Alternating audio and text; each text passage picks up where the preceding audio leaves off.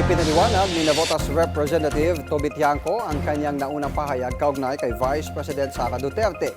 Anya, may ilang grupo na naghain at nag-endorso ng impeachment base sa kanilang prinsipyo, ngunit hindi rin natatanggi na ang iba ay mayroon lamang motibo.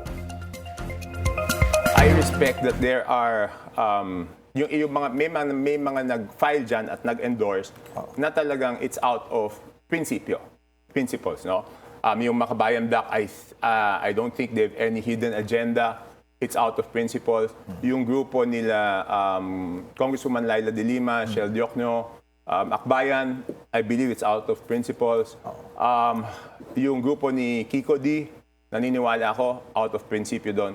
Pero sa likod ng prinsipyong yon, may mga nagtatago na talagang takot na takot lang sila na maging presidente si Vice President Sara because kung ngayon hindi pa sila napapanagot, iniisip nila na pag nanalo si VP Sara, hindi na sila makaka-escape from accountability. You know?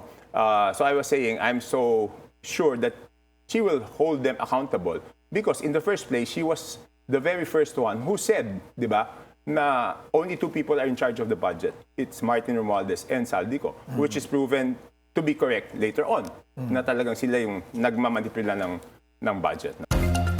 Iginiit din ni Tiangco na naniniwala siyang may pananagutan ng ilan sa mga kalaban ng Vice Presidente at ito raw ang dahilan kung bakit tutol ang mga ito sa posibleng pagtakbo ni Duterte sa 2028.